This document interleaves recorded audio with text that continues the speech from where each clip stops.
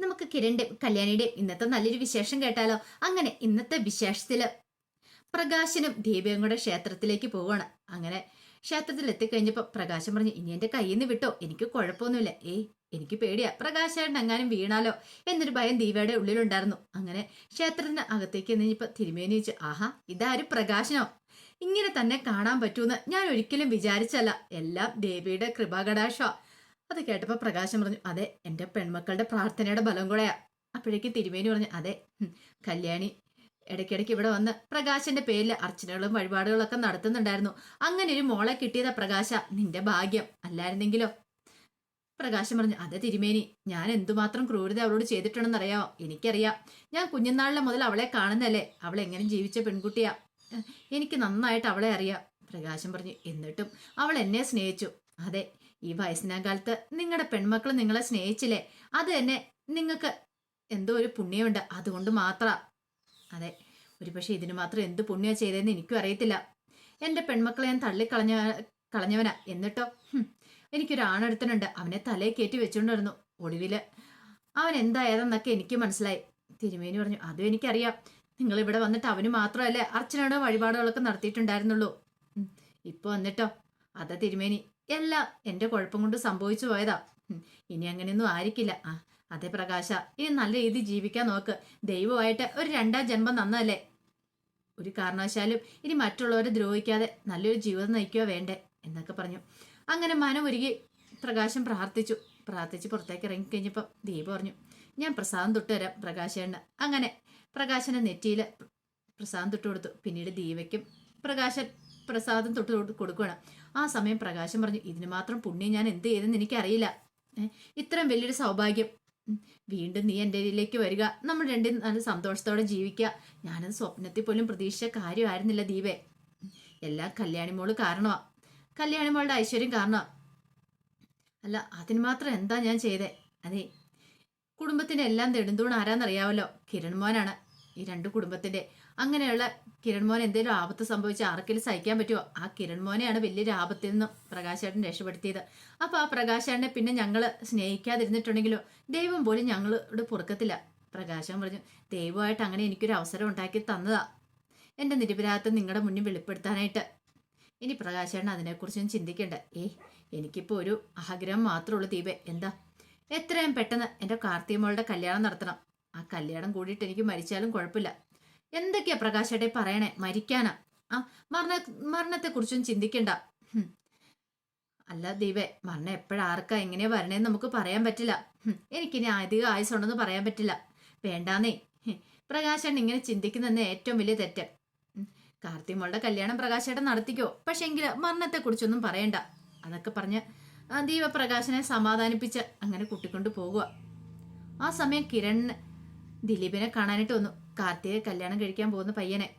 അവനോട് കാര്യങ്ങളൊക്കെ പറയുക. ഗംഗാപ്രസാദിനെ കുറിച്ച് അറിയാലോ. അതൊന്നും ഓർത്ത് കിരണേട്ടൻ വിഷമിക്കണ്ട, എനിക്കൊരു പേടിയില്ല. അല്ല, ദിലീപിന്റെ വീട്ടുകാർക്ക് എന്തെങ്കിലും പ്രശ്നം, ഈ കല്യാണത്തിന് പിന്മാറാൻ വല്ല ഉദ്ദേശം ഉണ്ടെങ്കിൽ ആ നേരത്തെ ആയിക്കോളൂ കേട്ടോ. എന്തിന്? എന്റെ വീട്ടുകാർക്കൊന്നും ഒരു കുഴപ്പമില്ല. എന്റെ വീട്ടുകാർക്ക് അച്ഛനും അമ്മയ്ക്കും ഞാൻ ഒറ്റ മോനാ. നല്ല ബോൾഡായിട്ടൊരു പെൺകുട്ടി എന്റെ ജീവിതത്തിലേക്ക് കടന്നു വരണമെന്നായിരുന്നു അവരുടെ ആഗ്രഹം. കാർത്തിക അവർക്ക് ഇഷ്ടപ്പെട്ടു. നല്ല പെൺകുട്ടിയാണ് അവരുടെ അഭിപ്രായം. പിന്നെ ഗംഗാപ്രസാദിനെ പോലെ ഉള്ള ഒരു തരികിട ഒരുത്തൻ പുറത്തിറങ്ങി എന്തെങ്കിലും കാണിച്ചു കൂട്ടിയാൽ അങ്ങനെ തോറ്റു പിന്മാറി ഓടാനൊന്നും എന്നെ കൊണ്ട് പറ്റില്ല. അല്ല, വേണമെങ്കിൽ നമുക്ക് വിവാഹ നിശ്ചയം മാറ്റിവെക്കാം, പിന്നീടാക്കാം. അവൻ ജയിലിലേക്ക് പോയി കഴിഞ്ഞതിന് ശേഷം. അതിൻ്റെയൊക്കെ ആവശ്യം എന്താ കിരണേട്ടാ? അങ്ങനെ പേടിച്ചോടാൻ നോക്കിയാൽ അതിന് മാത്രമേ സമയം കണ്ടുള്ളൂ. നമുക്കൊരിക്കലും ഒരു നല്ല ഗതി ഉണ്ടാകത്തില്ല. വെറുതെ എന്തിനാ നമ്മൾ പേടിച്ചോടുന്നേ? ധൈര്യപൂർവ്വം നമ്മൾ എല്ലാത്തിനെയും നേരിടണം. അല്ല, ഇതിന്റെ പേര് ദിലീപിന് പ്രശ്നമൊന്നുമില്ലോ. എന്ത് പ്രശ്നം? എന്നാലും ഒന്ന് സൂക്ഷിക്കാൻ നല്ലതാ. അവൻ എപ്പോഴേത് നിമിഷം ഏത് വഴിയാ വരുന്നെന്നും ഊഹിക്കാൻ പോലും പറ്റില്ല. അതുപോലെ ഒരു കൊടും ക്രിമിനലാ. എനിക്കറിയാം കിരണേട്ടാ.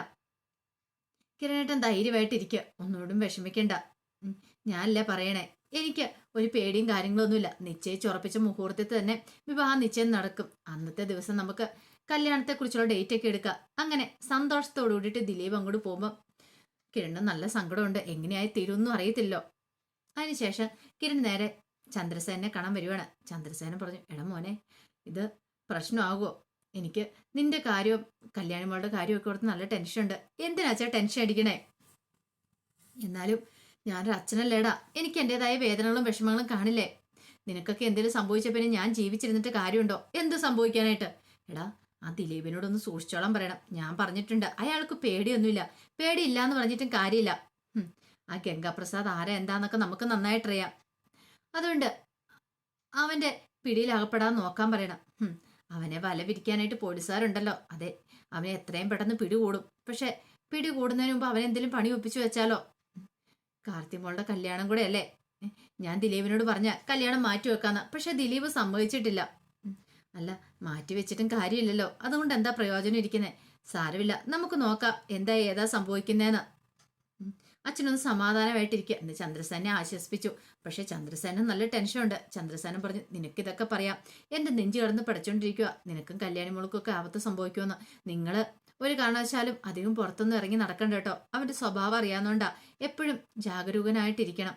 കിരൺ പറഞ്ഞു, ശരി അച്ഛാ, എന്നാ ഞാൻ ഇറങ്ങട്ടെ എന്ന് പറഞ്ഞ് കിരൺ അങ്ങോട്ട് പോയി. അപ്പോഴും വല്ലാത്തൊരു ടെൻഷനായിരുന്നു പ്രകാശന്റെ മനസ്സിൽ. അതേസമയം ലക്ഷ്മിയമ്മയും ബൈജുവും കാർത്തിയും കൂടെ സംസാരിക്കുക. ലക്ഷ്മിയമ്മ പറഞ്ഞു, അവനെപ്പോലെ ദുഷ്ടൻ പുറത്തിറങ്ങി എന്ത് ചെയ്യുമെന്നും മടിക്കത്തില്ല. എന്തും ചെയ്യാനായിട്ട് കപ്പാസിറ്റി ഉള്ളവൻ അവന്. കാർത്തി പറഞ്ഞു, ഞാൻ അതാ അമ്മയെ പറഞ്ഞേ, എനിക്കിപ്പോ കല്യാണം വേണ്ടെന്ന്. ഇപ്പൊ പാവം ഒരു ചെറുപ്പക്കാരനെയും കൂടി നമ്മൾ ബലിയാടാക്കുവാണല്ലോ. അതൊന്നും ഓർത്ത് നീ വിഷമിക്കണ്ട മോളെ. കിരണം കല്യാണിയൊക്കെ ഉണ്ടല്ലോ. ബൈജു പറഞ്ഞു, അതെ, കിരണം കല്യാണിയൊക്കെ ഉള്ളിടത്തോളം കാലം കാർത്തിക പേടിക്കൊന്നും വേണ്ട. കാർത്തിക പറഞ്ഞു, ഞാൻ കാരണം എല്ലാവർക്കും ഓരോ പ്രശ്നങ്ങളാണല്ലോ. ഇനിയിപ്പോ എന്ത് ചെയ്യാൻ പറ്റും? ആ ദിലീപേട്ടന് എന്തെങ്കിലും സംഭവിച്ചാൽ അത് എനിക്ക് വിഷമം ഉണ്ടാക്കുന്ന കാര്യമാ. ലക്ഷ്മി പറഞ്ഞു, ആർക്കും ഒന്നും സംഭവിക്കാൻ പോകുന്നില്ല. ഞാൻ പറഞ്ഞാൽ നിനക്ക് വിശ്വാസമില്ലേ? അമ്മയ്ക്ക് അത് പറയാമേ. ഇതൊക്കെ കൊണ്ടാ ഞാൻ പറഞ്ഞ കല്യാണം വേണ്ടെന്ന് പറഞ്ഞ്. എന്റെ മോളെ, അങ്ങനെ പറഞ്ഞ് എപ്പോഴും നമുക്ക് ഒഴിഞ്ഞു മാറാൻ പറ്റുന്ന കാര്യമാണോ? അവനെ പേടിച്ച് നമുക്ക് ഒളിച്ചോടാൻ പറ്റത്തൊന്നുമില്ല. വരുന്നിടത്ത് വെച്ച് കാണാം. നമ്മൾ ധൈര്യപൂർവ്വം മുന്നോട്ട് പോകുക ചെയ്യണ്ടേ. അപ്പോഴേക്കും കാർത്തി പറഞ്ഞു, എനിക്ക് നല്ല സംശയമുണ്ട്. ഈ പറയുന്ന സ്റ്റെഫി തന്നെയാണോ ബൈജു നിന്റെ കൂടെ അന്ന് നീ കണ്ടത്? നിന്റെ കൂടെ ഉണ്ടായിരുന്ന ആ പെണ്ണ്, നീ പറഞ്ഞില്ലേ മീനാക്ഷി എന്നൊക്കെ പറഞ്ഞ്. അത് മാത്രമല്ല, ഗംഗാപ്രസാദ് സ്നേഹിക്കുന്ന തരുണിമ അവളാണോന്ന്. അവളുടെ ഫോട്ടോ വല്ലതും കയ്യിലുണ്ടോ? ഉണ്ടെന്നും പറഞ്ഞ് സ്റ്റെഫിയുടെ ഫോട്ടോ എടുത്ത് കാണിക്കുക. ഞാനേ ഈ ഫോട്ടോസും കാര്യങ്ങളൊക്കെ എനിക്ക് അറിയാവുന്നവർക്കൊക്കെ സെൻഡ് ചെയ്യാം. ബാക്കി കാര്യങ്ങളൊക്കെ നമുക്ക് നോക്കാം. അവൾ തന്നെയാണ് ഗംഗാപ്രസാദിനെ സഹായിക്കുന്ന അറിയത്തില്ലല്ലോ. ബൈജു പറഞ്ഞു, അങ്ങനെയാണെങ്കിൽ അവള് തന്നെയായിരിക്കും. അവള് പക്ക ഒരു ഫ്രോഡാന്നാ തോന്നുന്നേ. അതും കൂടെ കേട്ട് കഴിഞ്ഞപ്പം ലക്ഷ്മിയമ്മയ്ക്ക് ഭയങ്കര ടെൻഷൻ. ലക്ഷ്മിയമ്മ പറഞ്ഞു, ഇനിയിപ്പം അവളാണെങ്കിൽ അവളെല്ലാം വേണ്ട ഒത്താശകളൊക്കെ അവന് ചെയ്തു കൊടുക്കും. അങ്ങനെയാണെങ്കിൽ നമ്മൾ ഉദ്ദേശിക്കുന്നിടത്തൊന്നും കാര്യം നിൽക്കില്ല. സാരമില്ല, നമുക്ക് നോക്കാം എന്താ വരണേന്ന്. ലക്ഷ്മിയമ്മ വെറുതെ ടെൻഷൻ അടിക്കാതിരിക്കുക എന്നൊക്കെ ബൈജു ലക്ഷ്മിയമ്മനെ പറഞ്ഞ് സമാധാനിപ്പിച്ചു. പക്ഷെ എങ്ങനെ ടെൻഷൻ അടിക്കാതിരിക്കും എന്ന് പറയാം? ഇത്രയും വലിയ കാര്യങ്ങളൊക്കെ. ഇനിയിപ്പം ദിലീപിന് എന്തെങ്കിലും ആപത്ത് സംഭവിക്കുമോ? അവൻ ജയിലിയാടി ഉറപ്പായിട്ടും ഇങ്ങോട്ടേക്കേ വരത്തുള്ളൂ. ഇവിടെ വന്ന് തന്നെ കാർത്തിമോളെ കാണുമെന്നറിയാം. തങ്ങളെ കൊല്ലാനുള്ള വരവായിരിക്കും വരുന്നത്. അതൊക്കെ ഓർത്ത കഴിഞ്ഞപ്പോൾ ലക്ഷ്മിയമ്മയ്ക്കൊരു പേടി. തൻ്റെ കാര്യം ഓർത്തിട്ടല്ല, കാർത്തിമോളുടെ കാര്യം ഓർത്തിട്ടാ. കാർത്തിമോൾക്ക് ദിലീപിന്റെ കാര്യം ഓർത്തിട്ടാ. കാരണം ഒന്നും അറിയത്തില്ല ഒരു ചെറുപ്പക്കാരനെ ഇതിലേക്ക് വലിച്ചിഴച്ചല്ലോ എന്നൊരു ചിന്ത മനസ്സിൽ. ആ സമയം ഗംഗാപ്രസാദും സ്റ്റെഫിയും കൂടെ ആളൊഴിഞ്ഞ സ്ഥലത്തൊരു വീട്ടിലായിരുന്നു. അപ്പൊ സ്റ്റെഫി ഗംഗാപ്രസാദിന്റെ ദേഹത്ത് ചൂട് വെച്ചോണ്ടിരിക്കുക. അവന് നന്നായിട്ട് ചതവൊക്കെ കിട്ടിയിട്ടുണ്ടായിരുന്നല്ലോ. ആ സമയത്ത് ഗംഗാപ്രസാദ് പറഞ്ഞു, എനിക്ക് ഇതുപോലെ ഇതിനു മുമ്പ് തല്ലൊന്നും കിട്ടിയിട്ടില്ല, ആദ്യത്തെ സംഭവം. സ്റ്റെഫി പറഞ്ഞു, ഇനിയിപ്പോൾ അതിനെക്കുറിച്ച് പറഞ്ഞിട്ട് കാര്യമില്ല. എത്രയും പെട്ടെന്ന് തന്നെ കാര്യമൊക്കെ ഒരു തീരുമാനം ഉണ്ടാക്കണം. അല്ല, എന്താ ചെയ്യണ്ടേ? ആദ്യം ആ കാർത്തികനെയാണോ അതോ കിരണ്ണും കല്യാണിയാണോ തീർക്കണ്ടേ? അത് ഗംഗയുടെ ഇഷ്ടം. അല്ല, അവളെ കല്യാണം കഴിക്കാൻ പോകുന്നൊരു ചെറുപ്പക്കാരനുണ്ടല്ലോ, ദിലീപ് എന്നോ മറ്റോ അവന്റെ പേര്. അവനൊരു സിവിൽ എഞ്ചിനീയറാ. ഓ, ഒറ്റ മോനെ അച്ഛനും അമ്മയ്ക്കും. അങ്ങനെയാണല്ലേ? അങ്ങനെയാണ് ആ വഴിക്ക് നീങ്ങണോ അതോ കാർത്തികയുടെ കാര്യത്തിൽ നീക്കുപോക്ക് ഉണ്ടാക്കണോ? എന്താന്ന് വെച്ചാൽ ആദ്യം ചെയ്യണം. അപ്പോഴേക്കും സ്റ്റെഫി പറഞ്ഞു, നമ്മുടെ ആജന്മ ശത്രുക്കളുണ്ടല്ലോ, അതെ, അവരുടെ കാര്യത്തിലൊരു തീരുമാനം ഉണ്ടാക്കണം. അതൊക്കെ ഞാൻ ഏറ്റ കാര്യങ്ങളാ. ഒന്നിനെ ഞാൻ വെറുതെ വിടാൻ പോകുന്നില്ല. ഞാൻ കാണിച്ചു കൊടുക്കാം. ഞാൻ ചെന്ന് എല്ലാത്തിനും ശരിയാക്കും. എന്റെ ഗംഗയ്ക്ക് ഇപ്പൊ പുറത്തിറങ്ങാൻ പറ്റില്ല. എന്താ? പുറത്തിറങ്ങിയ പോലീസിന്റെ വലയിലാവും. പിന്നെ പോലീസിനെയൊക്കെ ഞാൻ കുറെ കണ്ടിട്ടുണ്ട്. അത് ചെന്നൈ പോലീസ് അല്ലേ, തമിഴ്നാട് പോലീസ് വലല്ല കേരള പോലീസ്. നാലു ചുറ്റും വല വിരിച്ച്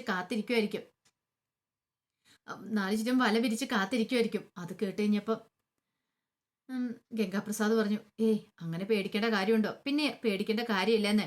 അതുകൊണ്ട് ഒരു കാര്യം ഞാൻ പറയാം, ദൈവത്തെ ഓർത്ത് ഇപ്പൊ പുറത്തേക്ക് ഇറങ്ങാൻ ശ്രമിക്കരുത്. പിന്നെ കാർത്തികയുടെ കാര്യത്തിലൊക്കെ നമുക്കൊരു തീരുമാനം ഉണ്ടാക്കാം. എനിക്ക് ആദ്യം വന്നെങ്കിൽ അവനെക്കുറിച്ചുള്ള ഡീറ്റെയിൽസ് കിട്ടണം. കാർത്തിക കല്യാണം കഴിക്കാൻ പോകുന്ന ചെറുപ്പക്കാരനെ കുറിച്ച്. അവനെക്കുറിച്ചുള്ള ഡീറ്റെയിൽസും കാര്യങ്ങളൊക്കെ ഞാൻ തരാം. എന്താ, അവനെയാണ് ആദ്യം ടാർഗറ്റ് ചെയ്യുന്നത്? അതെ, അവനെ ടാർഗറ്റ് ചെയ്യണം. ഹ, ഒരു കാരണവശാലും കാർത്തിയുടെ ജീവിതത്തിലേക്ക് വേറൊരു പുരുഷൻ കടന്നു വരാൻ പാടില്ല. ഒരു പുരുഷനും കടന്നു വരാൻ പാടില്ല. ആ സ്വത്തുക്കളൊക്കെ അന്യാധീനപ്പെട്ടു പോകും. അതുകൊണ്ട് എൻ്റെ കൺട്രോളിലായിരിക്കണം കാര്യങ്ങൾ. ഇവിടുന്ന് തിരികെ ജയിലിലേക്ക് കയറുന്നതിന് മുമ്പ് ഞാൻ ഉദ്ദേശിച്ചപടി തന്നെ കാര്യങ്ങളൊക്കെ നടക്കണം. അപ്പോഴേക്കും സ്റ്റെഫി ചോദിച്ചു, അപ്പൊ ഇനി തിരികെ വീണ്ടും ജയിലിലേക്ക് കയറാനാണോ? ഇവിടുന്ന് രക്ഷപ്പെട്ടു പോകണമെന്ന് ആഗ്രഹമില്ലേ? ഉണ്ട്. അങ്ങനെ രക്ഷപ്പെട്ടു പോവാണെങ്കിൽ കുഴപ്പമില്ല. നമുക്ക് വേറെ എവിടെയെങ്കിലും പോയി ഒളിച്ചു മാറി താമസിക്കാലോ, അതിന് കുഴപ്പമൊന്നുമില്ല. പക്ഷെ ഇവിടെ അത് പറ്റില്ലെന്ന് മാത്രം. അപ്പോഴേക്കും ഗംഗാപ്രസാദ് പറഞ്ഞു, നീ പേടിക്കാതിരിക്കുക, ധൈര്യമായിട്ടിരിക്കും, നമുക്ക് നോക്കാം. അല്ല, കഴിക്കാൻ എന്താ ഉള്ളേ? കഴിക്കാൻ പ്രത്യേകിച്ചൊന്നും ഇല്ല. മുട്ടയുണ്ട്, ബ്രെഡും ഉണ്ട്. ഞാനൊരു മുട്ട ഓംലേറ്റ് ഉണ്ടാക്കി ബ്രെഡും തരട്ടെ എന്ന് ചോദിച്ചു. തൽക്കാലത്തേക്ക് എനിക്ക് ബ്രെഡ് വേണ്ട. മുട്ട നീ വാട്ടി കൊണ്ടുപോവാ, കുറച്ച് കുരുമുളക് പൊടിയൊക്കെ ഇട്ട്. ഈ സമയത്ത് അതാ നല്ല ബെസ്റ്റ്. ശരിയെന്ന് പറഞ്ഞു. അങ്ങനെ സ്റ്റെഫി അടുക്കളയിലേക്ക് അങ്ങോട്ട് പോയി. ആ സമയം ഗംഗാപ്രസാദ് ആലോചിക്കുക, എന്താ അടുത്ത നീക്കം ചെയ്യേണ്ടതെന്നൊരു ചിന്തയിൽ ഇരിക്കുക. അപ്പോൾ അതിൻ്റെ വിശേഷങ്ങളൊക്കെയാണ് നമ്മൾ കാണുന്നത്. ആ വിശേഷങ്ങളൊക്കെ നമുക്ക് എല്ലാവർക്കും കാത്തിരിക്കാട്ടോ. ഒരിക്കൽ കൂടി എല്ലാവർക്കും ശുഭരാത്രി ശുഭദിനം നേർന്നുകൊണ്ട് നിർത്തുന്നു. നന്ദി.